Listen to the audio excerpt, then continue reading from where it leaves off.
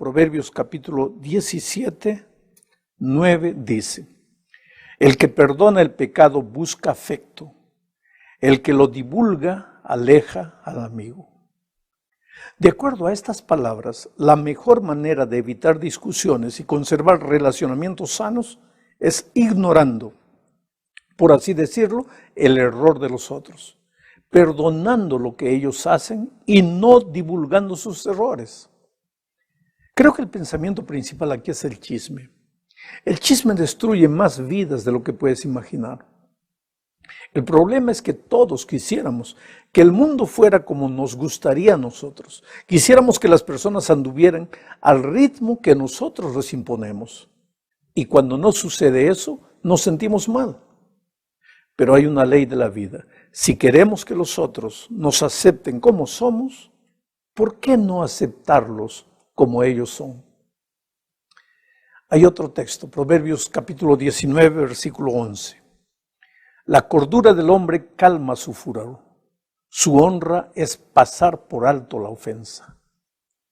Querido, nadie es loco de reaccionar mal cuando se le trata bien. El amor y la generosidad generan los mismos sentimientos. La honra del hombre sabio es pasar por alto la ofensa de los otros. Mi padre tenía una frase que nunca olvidaré. Él decía: si lo que vas a decir va a cambiar las cosas, dilo. Si no, cállate. Ahora, el hecho de no divulgar el error de los otros no significa esconder el pecado de nadie. Tampoco se refiere a guardar silencio cuando una persona está abusando de la otra. En cierta ocasión conocí a una señora que era víctima de abuso por parte del esposo, pero creía que no debía hablar nada, que tenía que proteger al esposo delante de la iglesia, guardando silencio. La idea del texto se refiere más a no salir hablando por allí de los errores simples de las personas, pero incluso cuando es necesario lidiar con el pecado, la Biblia aconseja los pasos que deben ser dados. Primero, hablar a solas con la persona, después vienen los otros pasos. La verdad es que si estamos en comunión con Cristo, veremos a las otras personas como hijas de Dios y las trataremos con amor y misericordia, sin que eso signifique necesariamente cerrar los ojos delante de lo que puede ser corregido. En la segunda parte de este estudio se enfatiza el hecho de mezclar el amor con la justicia. Para nosotros, justicia y amor son dos cosas diferentes, pero en el concepto bíblico, el amor y la justicia vienen de Dios. O sea, Dios es amor y Él es justicia. Por lo tanto, no puede haber separación entre ambos. Ser amoroso con una persona es al mismo tiempo ser justo. El verdadero amor no es ciego delante de los errores de las personas, especialmente cuando se puede cambiar la situación de las cosas. Proverbios capítulo 17, versículo 10 dice: gana más con un regaño quien es inteligente que lo que gana el necio que recibe 100 azotes. Un regaño significa una advertencia, una palabra de reproche. Y eso es parte del amor. Algunos padres se olvidan de esto, confunden amor con permisividad y después tienen que llorar el resto de la vida por lo que no supieron hacer cuando los hijos eran niños. El otro día conversé con una pareja que se estaba separando. Ella había guardado durante años silencio delante de los errores del esposo, hasta que un día, no aguantando más, se lo dijo todo, pero de un modo inapropiado. Cuando le pregunté a ella por qué no había dicho nada durante tantos años, me respondió que no quería arruinar su matrimonio. Y sin embargo, el matrimonio estaba arruinado, completamente arruinado. ¿Te das cuenta? El consejo de Salomón es que si tienes que decir algo, dilo con amor, pero dilo. La Biblia registra el caso de Jesús y de la mujer que fue encontrada en flagrante pecado. Jesús le dijo: yo no te condeno. Estas palabras expresaban el amor. pero después le dijo, vete y no peques más. Estas palabras expresaban la justicia.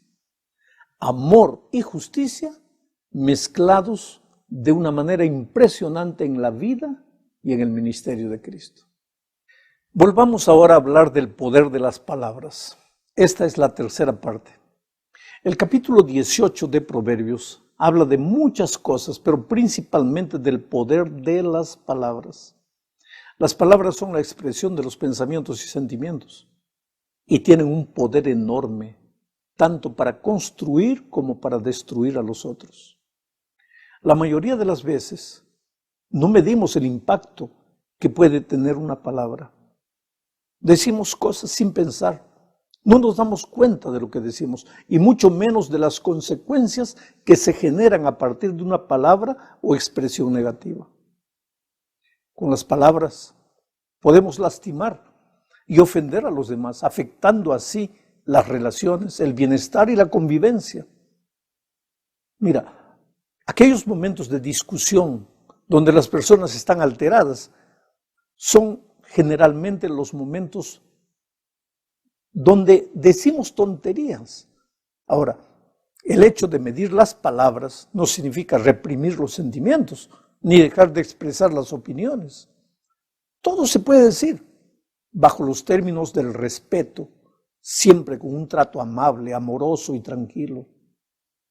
Lo que determina que una crítica, por ejemplo, sea constructiva o destructiva, es el cómo lo decimos, el tono de la voz, las palabras que se utilizan y los gestos que acompañan a las palabras son determinantes para que lo que decimos tenga algún efecto o no tenga.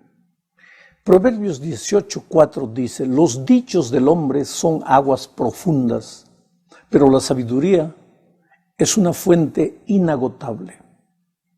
La expresión aguas profundas ilustra lo delicado que es decir algo. Las palabras tienen un poder misterioso, pero real. Conozco personas que quedaron heridas para el resto de la vida por una palabra dicha en un momento inoportuno. Pero conozco también personas cuya vida fue transformada por completo por una palabra dicha de una manera correcta y en el momento exacto. Solo Dios puede darnos la sabiduría de usar el poder de las palabras para el bien. Nuestras relaciones serían mucho más saludables si aprendiésemos a decir las cosas de un modo que construyan y no que destruyan. Vamos ahora a la cuarta parte de este estudio. Leamos Proverbios 18:2. Al necio la inteligencia no le causa placer, tan solo le interesa exhibir lo que piensa. En otras palabras, el necio habla sin pensar. Volvemos aquí a la importancia de pensar antes de hablar. El éxito de una persona en sus relaciones sociales depende muchísimo de su habilidad para usar la palabra de manera sabia, es decir, hablar controlando sus emociones negativas y canalizándolas para sentirse bien y hacer sentir bien a los demás. El asunto es pensar antes de hablar. Si no controlas las emociones y te comportas irreflexivamente sin pensar, te vas a meter en problemas.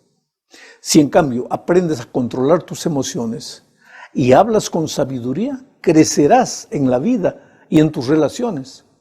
El que no domine el arte de expresarse bien está condenado a la infelicidad. Y lo que es mucho peor, el conflicto permanente va a rodear la vida de esta persona.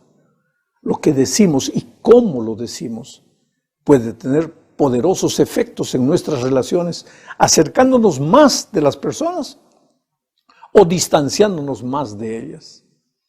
Una sola frase puede convertirse en una caricia o puede dejar una cicatriz difícil, una herida difícil de curar. Según usemos las palabras, estas pueden convertirse en ventanas abiertas de par en par o en muros infranqueables. La crítica, por ejemplo, es algo muy común en las relaciones humanas. Surge a diario, pero criticar es como el aceite de ricino, muy fácil de recetar, pero difícil de tomar. Sin embargo, pocos saben hacerlo para conseguir el efecto deseado. En vez de mejorar la situación o la conducta de alguien, la crítica empeorará la situación cuando es hecha sin amor de una manera inconveniente. Sabes, al observar la vida yo me doy cuenta que aunque hombres y mujeres hablamos el mismo idioma, eso no siempre significa que nos entendemos. Frases como, tú no me comprendes, tú nunca me prestas atención, tú me provocaste, pues tú el año pasado hiciste lo mismo. Son mensajes en los que el tú se concentra en la otra persona, lo que equivale a culparla. La solución está en decir lo que sientes en vez de emplear acusaciones contra el otro. Mucha gente elige palabras cuidadosamente mientras habla con las personas que no conoce, pero cuando habla con los amigos, con la pareja, con los compañeros que están cerca de él, no cuida sus palabras y es bruto, es torpe en su manera de decir las cosas. Sin embargo, te digo una cosa, cuando una persona está nerviosa, irritada o se pone a la defensiva, está en peligro de decir cosas inoportunas, contraproducentes, ofensivas. Pero si somos capaces de controlar nuestras emociones, estaremos en condiciones de escoger mejor las palabras, anulando lo que potencialmente sea negativo o perjudicial. Ahora, todo esto, querido, todo esto es consejo aparentemente teórico. Lo que finalmente nos lleva a la verdadera solución es Cristo. Cuando tú encuentras a Cristo, le abres el corazón, lo haces el rey de tu vida, ahí todo cambia, todo mejora. Ahí aprendes a escuchar, a emplear más frecuentemente el elogio que la crítica, a hacer los reproches justos y necesarios con respeto y generosidad. Aprendes a discrepar sin ser desagradable, a saber agradecer los favores, así como dar negativas sin que el receptor lo tome como un rechazo a su persona. Pues todo eso es resultado de lo que Jesús hace en la vida de las personas. Por eso, el fin del discurso es Cristo. Cuando tú aprendes a vivir con Jesús una vida diaria de comunión, tú vas a ver cómo muchos de los problemas de tu vida desaparecen lentamente. Bueno, llegamos al fin de este capítulo hablando de la mentira. Proverbios capítulo 19, versículo 9, dice, el testigo falso no quedará sin castigo y el mentiroso será destruido. Dos consecuencias tristes para el mentiroso, será castigado y será destruido. ¿Cómo? La mentira es un mundo en el que nos escondemos con miedo de que los otros nos conozcan como realmente somos. Solo que el ser humano viene de las manos de un Dios verdadero. Jesús dijo, yo soy el camino, la verdad y la vida. Por lo tanto, el ser humano fue creado para la verdad. El hombre y la mujer solo se escondieron después del pecado. Antes del pecado su vida era transparente, cristalina, y eran plenamente felices. Hoy, aunque la mentira está en las células más íntimas del ser, el hombre y la mujer no pueden ser felices viviendo en la mentira o diciendo mentiras. Este es tal vez el peor castigo para el mentiroso. Su propio mundo interior destruido por las fantasías que inventa.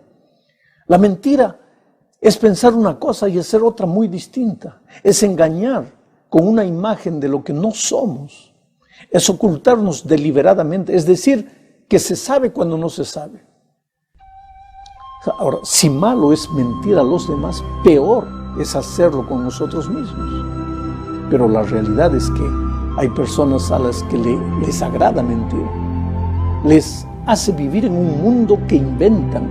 Hay personas que, llevadas por su inseguridad y desconfianza en ser aceptados tal como son, caen en la tentación de mentir solo para dar una impresión favorable. Mentir es fácil, aunque se corre el riesgo de ser descubierto. La única solución para la mentira es Cristo. Por eso el hombre sabio no miente. Cuanto más cerca estés de la persona verdad que es Cristo, más cristalina y transparente será tu vida. Y en consecuencia, más feliz serás y más felices harás a las personas con quienes te relacionas en el día a día. Que Dios te bendiga.